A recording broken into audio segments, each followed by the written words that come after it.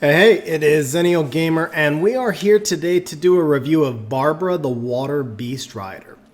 So as you can see, I've got the stats of mine in the background right now. I actually just runed her. I've had her for a little while, but she is one of those monsters that really needs skill ups in order to shine.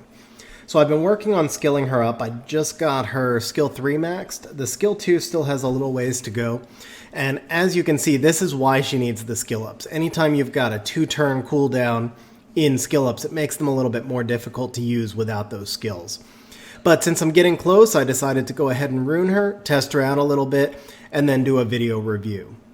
So in this video, we're going to talk a little bit about her skills, how to rune her, and then we're going to go take her into Guild Wars and Arena and test out a few different comps. She's brand new for me, so we're going to be testing a few comps for the first time on video, and hopefully this doesn't completely backfire. Okay, to start out with, if you're not familiar with the Beast Riders, they all have the same passive, which is that basically when they take a hit that would normally kill them, instead of dying, they dismount their beast and transform into human form. When they transform into human form, their skills change a little bit. Their maximum HP decreases by 50%, but their damage increases by 100%. Usually, with each of the Beast Riders, you'll see that in their skills, it's going to tell you that the Beast's attack does one thing, and then the Rider's attack does another thing. So in the Fast Link skill, it says the Beast's attack weakens the enemy's defense, and the Rider's attack absorbs the enemy's attack bar by 25% per harmful effect, up to 100%. So think if the enemy has like a couple of continuous damage. For example, if you're running a comp with Rika, so that you can stack up those negative effects. And then you attack with your Beast Rider. You add a defense break, and now maybe you have 3 or 4 negative effects, and you can absorb the entire enemy's attack bar with your attack. When you're in human form, you still get that attack bar absorbed, but you don't get the defense break first because you've lost your beast. So all of the Beast Riders work this way, where they have that dismount passive, but then they each do have some different skills. So Barbara's unique skill is her skill 3, which is start of attacking, and it's a pretty cool skill. So she's going to attack the enemy with the beast 2 times and strip all beneficial effects, and then the Rider is going to do a partial ignore defense, 35% for each beneficial effect stripped. So if you use this at the start of the fight, and let's say there's will on the monster, then you do a 35% partial ignore.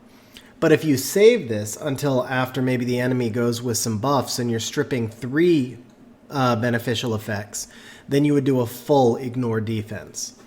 Now on top of that, you're going to boost the attack bar of your allies by up to 50%. Now on top of this, you're going to boost your allies' attack bar based on the amount of damage you do. So if you do 40% damage to the enemy, then you'll boost your allies' attack bar by 40% as well. So I've got my Beast Rider here in Violent Will. She's in speed, crit damage, and attack. You could see that slot 6 rune leaves a little bit to be desired, but I was trying to get up enough speed to make her faster than my Ganymede. My Gany is 262, my Lauren is 265, and I wanted Barbara to slot in between those. So it gives me some more flexibility with different comps that I might run in guild content. Because Barbara has that single target strip, if I run her with a Gany, I need her to go first so that Gany can reset the skills. But because she also has the big damage on her skill 2, I'd like her to be a little bit behind Lauren so that if Lauren is in that comp and does the strip and defense break first, then Barbara can nuke out. What I have noticed from Barbara is that she's going to take some creativity with her comps because she does a lot of amazing stuff. But she goes through a lot of accuracy checks. You can see I've only got 25% accuracy. I'm already finding out through this build that 25% is probably enough. There's just too many accuracy checks in her skills. When you think about how important, for example, her skill 3 strip is. So remember, she gets a partial ignore defense based on how many skills or how many benefits she strips. And then her attack bar boost is tied to the amount of damage she does. So if she fails the accuracy check and doesn't strip the enemy, then she doesn't get the partial ignore defense. If she doesn't get the partial ignore defense, she doesn't attack boost as much. So that means that accuracy is like secretly really important on Barbara. Now, I was hoping that 25% would be enough because most of the time you're going to be targeting enemy damage dealers to start off with. But as I went into Arena and started to realize how many Vanessa Triana comps you face, most of the time you're going to wind up having to go after that Vanessa because of attribute, and a lot of Vanessas are on resistance build. So that's where the accuracy is tying in. Now, in guild content, it probably won't be as important because you're not going to be facing as many Vanessas or as many monsters on max accuracy build. Or at least you're not going to have to take Barbara into comps against those. But for Arena purposes, that accuracy is going to be important.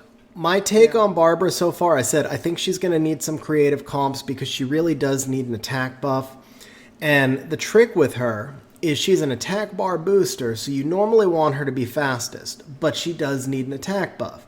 If you pair her with a monster like Bastet, you run out of spaces to put in your overall team, especially if you're in guild content.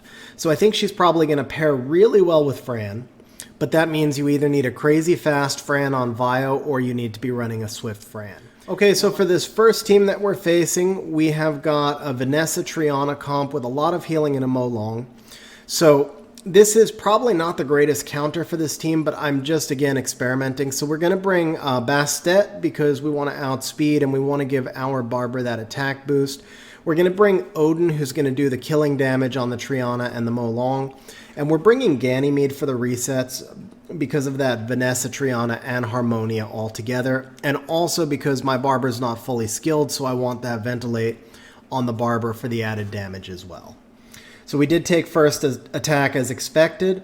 Now, since the enemy has no will, we can hold our skill 3 on the Barbara, and we can go, this is where I said you're going to wind up going for a lot of Vanessas, right? So we're going to go straight for this Vanessa to start. We'll go ahead and reset the Triana. So this is actually working out pretty well so far. No resistances, that was nice. So my Odin should hopefully finish out, not quite finish out the Vanessa, but we're still good because we're going to get back to Barbara. Now, I still don't need to use my skill 3 on Barbara, and now my Odin is fully stacked. Now, of course, the reason that this worked out so well, and we're going to go ahead and ventilate Bastet right now. The reason this worked out so well was because the enemy team had no will. If they had will, then I wouldn't have been able to strip all the attack bars right off the bat. So that was a big benefit, but you do face a lot more teams in Arena that don't have will. Now the other thing is my Bastet is 290, so if right now I'm only in C3. When I'm in like G2, a lot of times you are going to need to use Speed Leader skill with your Bastet. Okay, so this is a really different defense that you don't see something like this all that often with the Gemini Orion, but the big thing that makes it unique is Magnum, so I thought it would be fun to just record this one as well. If you're not familiar with Magnum, he's actually a phenomenal anti-cleave counter for RTA. For defense, first time I've ever seen him in Arena defense, so I've never seen him in Guild defense. But the reason he's such a great counter is because he increases attack bar by 25% every time the enemy gains a beneficial effect.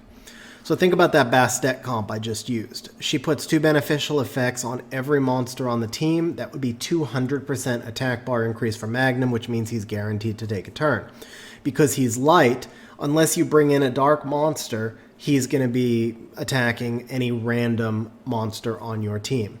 So what he's really there for is basically an anti-Lucian counter for the Arena. But because we are testing out Barbara, we're not going to bring it, and I think he would actually kill the Barbara. We're not going to bring in our Bastet. So instead we're running Siara for the speed lead, and we're using Amelia to cleanse those defense breaks from the Orion and the Gemini, and then to keep immunity up against Orion as well. The Siara we brought in order to counter the Miho.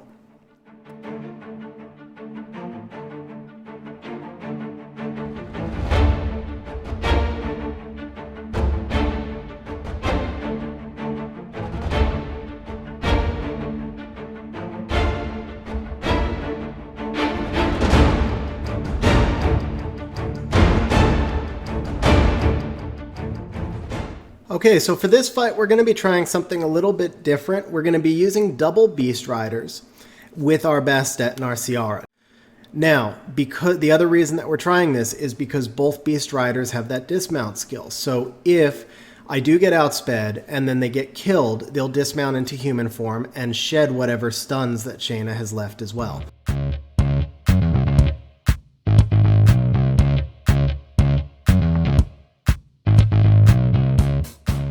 Now we'll go ahead and take out that Martina. So this wasn't probably the most engaging fight to put on video, but it was kind of an interesting comp. So I might just put on part of this on video and then speed through it. Okay, so now we're facing an enemy defense that's just water and fire plus the Jean. And again, this is not necessarily a comp you would typically take, but we want to see how Barbara interacts with other monsters, what works, what doesn't. So we're going to try this Susanoo, Amelia, Bulwark, Barbara. Obviously, the Amelia Bulwark combo is there for healing and immunity, and the Susanoo and the Barbara are going to be doing damage. And hopefully what we're hoping is that the Barbara can defense break the Harmonia, and then the Susanoo can finish it off, which is going to get rid of that unwanted harmony.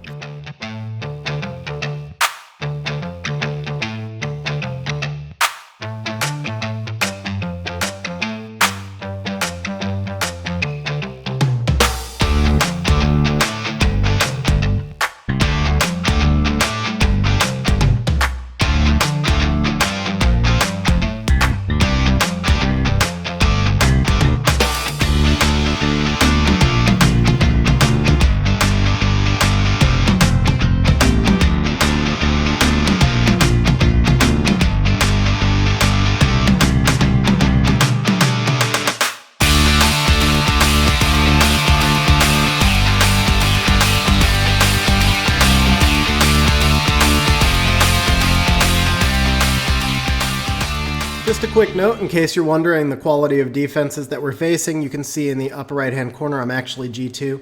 Okay, so for this next fight, we're facing Bill Gates. And we're just some really, really lucky son of a bitch. But so he's got a Ragdoll and a Pater on defense, and then obviously the Vanessa and the Ariel. So we're going to try something a little bit different. We're going to bring in the Daphnis. My Daphnis is speed-tuned just under my Fran, so Daphnis is actually a little bit further than just under. He's missing a grind.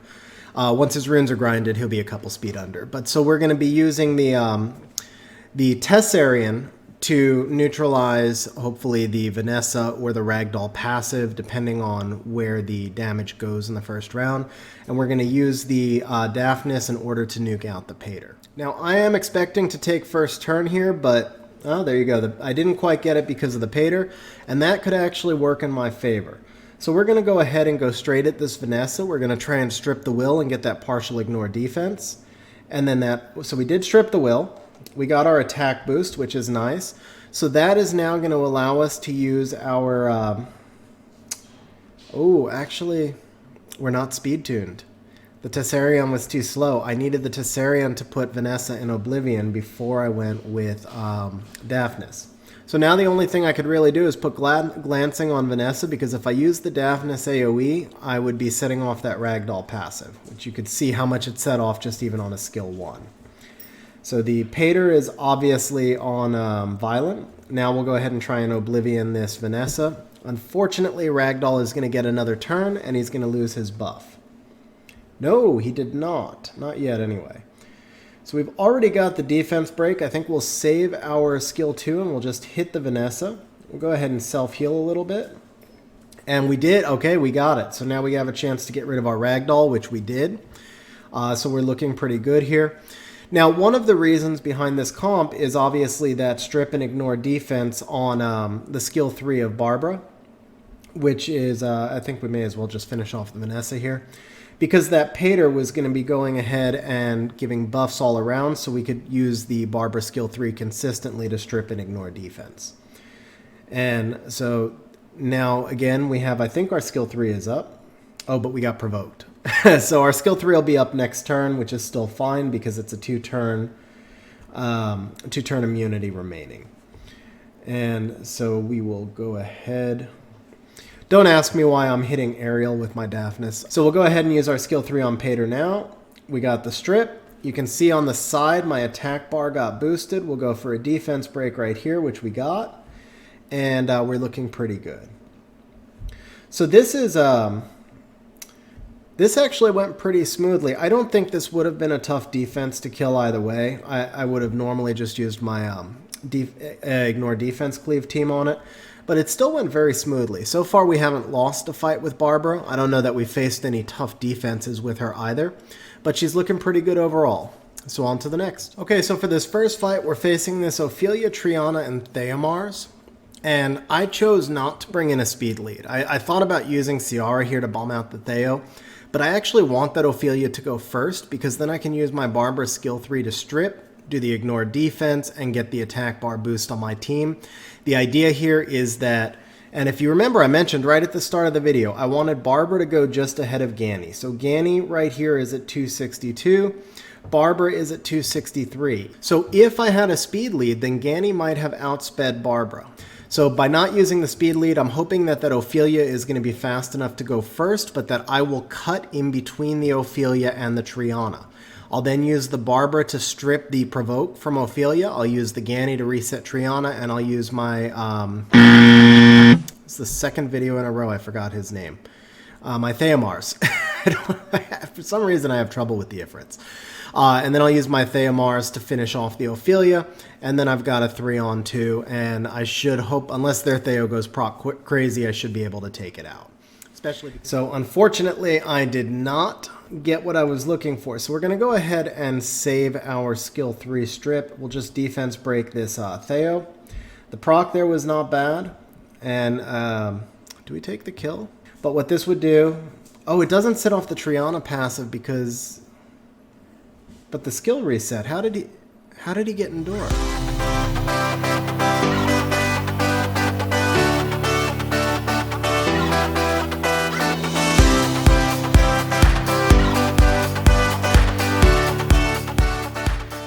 Come on, seriously? So that was a double proc by Triana with the sleep.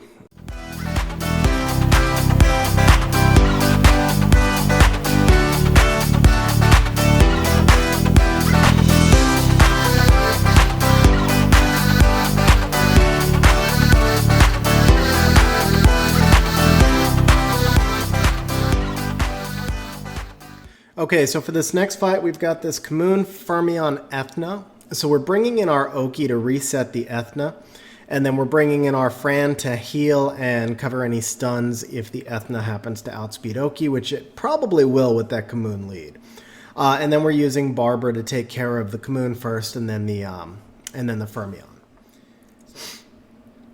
Okay, so the Ethna did go first, but fortunately she went with skill 2, so there was no strip and stun, and now we'll have a chance to reset her. We are going to go ahead and start off just with a basic defense break, or not. I think actually we probably want to go ahead and use our skill 3 stun before we do the reset, so we can turn cycle Oki a bit, and we'll get our immunity back up since we missed the stun on Ethna. Go ahead and break her attack as well. Do we reset her now, or do we wait one more turn? She's probably on Swift, so her next turn has to be skill 1. Let's go ahead and just hit her for right now. We'll reset her next turn. We'll go ahead and try for the partial ignore defense on that Commune. We strip the shield, got a little bit of damage. Go ahead and give an attack break here, an attack break there, attack break everywhere. Okay, now we can reset that Ethna. Oh, counters. Made me pay for that attribute disadvantage. So we need to get this Commune's HP lower because he's shielding Ethna right now. Whoa, whoa, whoa. This is not good. I think Fran is gone. Unless we get all stuns right here. This is, we really need to stun them out. Okay, we got it this time. See if we can finish that Commune. Let's go ahead and reset the Ethna again. Okay, that was close. I have had the worst week with Communes procking on me. All week long. Every one. They're double proc, triple proc, quad proc. And I am getting a little bit tired of it. Which you'll see me having a nervous breakdown in the Siege video I'm going to be posting later. That's all from the Communes this week. Every one of them goes like 5 turns at a time. But so there we go. This worked out. Wasn't really the greatest comp. The healing from Fran is just not as big of a deal when your Barbara only has 16,000 HP, I guess. It's a little bit harder to keep her alive, but then again, it was Fran who almost died here, so what do I know? But we made it through the fight, and we'll move on to our final Guild War fight. Okay, so for this last fight, we have the Jean Miho Harmonia. We're using our Siara to take care of the Miho, our Wusa to protect from the Jean provokes, and then our Barbara to handle the Harmonia and also to strip the Jean invincibility. This one should be a fairly straightforward fight. I actually would normally have used Fran or Amelia here, but I just wanted to test out some different comps, and Wusa should do a great job in this spot as well. So we missed the strip, but Harmonia is a normally resistance build, so that's fair. I don't know if this will be... well, it definitely won't be enough to kill the Miho without the bomb. The one DOT is not going to do the trick. So we'll turn cycle a little bit there. And of course, Siara now is going to be out of immunity. Whoa, that was a big hit. that was a big hit. I'm going to have to go back and see how hard I just hit there. But that was pretty nice. So, yeah, so Ciara's out of immunity now. And John goes and procs a little bit. But as long as the Miho doesn't stun Siara, we should still be good. What we'll do is actually just hit the... well, I was going to say we'll hit the Miho with Barbara. Apparently she's prescient. So we are not going to detonate the Miho bomb. And here's why. Without the attack bar boost, my bomb's only going to do 15, 16,000. Miho probably has 20,000 HP, so I need to attack it once before that bomb detonates. Because Jean is probably about to provoke Siara and extend this fight. So we'll go ahead now and we're just going to hit that Miho. We'll hit it one more time because we can get a little bit of heal at the same time. And now that bomb should be good enough. Even if Jean were to provoke me, the bomb would take out the Miho.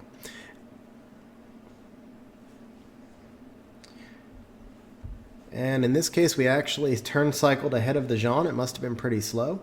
So there we go. So there you have Barbara. My take on her, she doesn't feel like the most insanely OP Nat 5 monster I've ever used.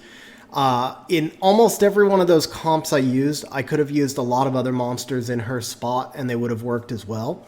But she is fun. She has a really kind of cool kit with that strip, ignore defense, attack bar boost, plus a defense break, plus slow, plus absorb attack bar. Like, she does a whole lot of stuff.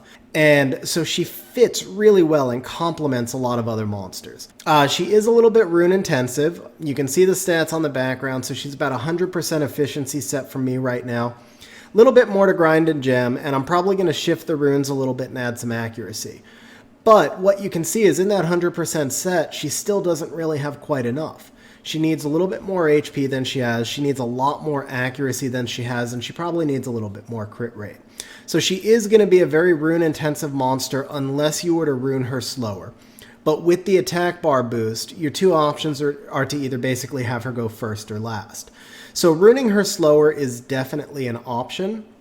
If I were to put her at somewhere around, let's say, 220 so that she acted last, then what would happen is my other monsters go, and then she boosts them back up and helps me turn cycle faster.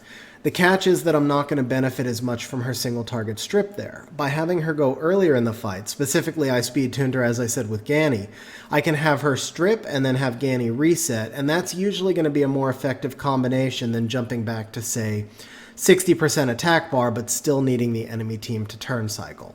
So my preference would always be to have her going second or third on my teams, depending on if I want an attack bar booster ahead of her, or if I'm running her maybe with a full AoE stripper like a Chaiwu, Triton, Tiana type thing. Anyway, the bottom line is Barbara is a fun monster. She's going to add definitely some depth to your monster box. She's going to be great in Siege. She's going to be fun to break out to play around with once in a while. She's probably not going to be your #1 game meta-changing monster, but she's definitely worth having. She's definitely fun to use. And I appreciate you guys watching, and we'll see you next time. Hey guys, if you enjoyed the video, please pop that subscribe button over on the left. It shows me that you enjoyed the video, but more importantly, it shows me that you found the information useful and hopefully it helped you in your gameplay. So here's the deal. You pop subscribe and I'll keep popping out content. Thanks guys.